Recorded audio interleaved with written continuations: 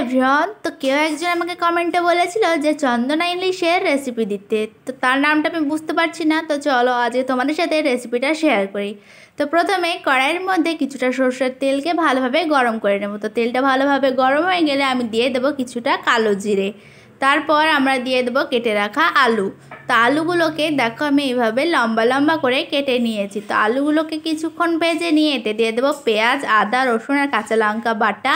তার সাথে দিয়ে দেবো স্বাদ মতন লবণ, হলুদ গুঁড়ো, লঙ্কার গুঁড়ো, জিরে ধনে গুঁড়ো দিয়ে গুঁড়ো মশলাগুলোর সাথে আমরা আলুটাকে কিছুক্ষণ কষিয়ে নেব। কিছুক্ষণ কষিয়ে নিয়ে এতে আমরা দিয়ে দেবো কেটে রাখা বেগুনগুলো।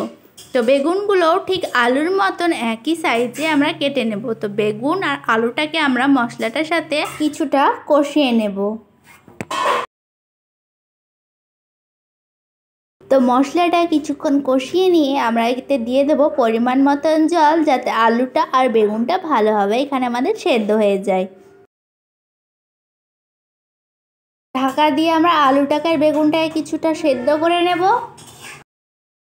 এখানে আমি আলুটা আর বেগুনটা কিছুটা সেদ্ধ করে নিয়েছি। তারপর দিয়ে দেবো এখানে আমরা চন্দনা ইলিশগুলো।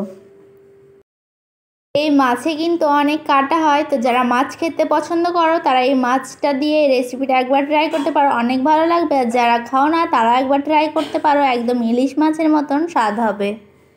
তো মাছগুলোকে দিয়ে আবার ঢাকা দিয়ে মাছগুলোকে রান্না করে নিয়ে ওপর থেকে কিছুটা কাঁচা লঙ্কা চেরা আর কিছুটা ধনেপাতা কুচি দিয়ে নামিয়ে নিলেই তৈরি চন্দনা মাছের রেসিপি।